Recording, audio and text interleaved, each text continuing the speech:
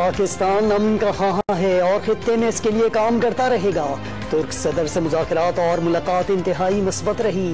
وزیر اعظم کے ترک صدر کے ہمراہ مشترکہ پریس کانفرنس۔ ستمبر میں رجب طیب ایردوان کو دورہ پاکستان کی دعوت۔ عوام کی خوشحالی کے لیے اقتصادی تعاون ترکی کی اولین ترجیح ہے۔ رجب طیب ایردوان کی یقین دہانی۔ آئی ایم ایف کو سابق حکومت نے یہ بتایا تھا کہ سبسڈی فنڈڈ ہوگی، لیکن نئی حکومت کے لیے کوئی فنڈ موجود نہیں تھا۔ چیلنج کرتا ہوں کہ کوئی آ کر بتا دے کہ سبسڈی فنڈڈ تھی۔ اسحاق ڈار کے پروگرام لائیو ود عادل شاہ زیب میں گفتگو۔ کہا سابق حکومت کی معاشی پالیسیوں میں ناکامی نے معیشت کو اس حال پر پہنچایا۔ پی ٹی آئی والے 1 سال انتظار اور الیکشن کی تیاری کریں۔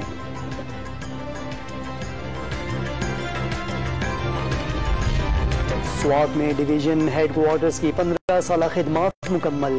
آئی ایس پی آر کے مطابق سوات میں امن کی بحالی بڑی قربانیوں کے نتیجے میں ممکن ہوئی۔ پاک فوج سیکیورٹی اور ترقیاتی منصوبوں کی سپورٹ کے لیے موجود تھی۔ پاک فوج نے 2018 میں علاقے کے امور صوبائی حکومت کو منتقل کر دیے تھے۔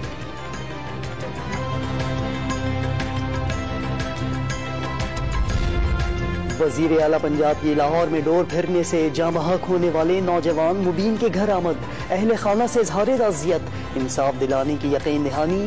مرحوم کی روح کے ایصال ثواب کے لیے فاتحہ خوانی کی۔ میڈیا سے گفتگو میں کہا کوشش کریں گے کہ اس پر قانون سازی ہو اور قصوروار کی نشاندہی کر کے اسے سخت ترین سزا ملے۔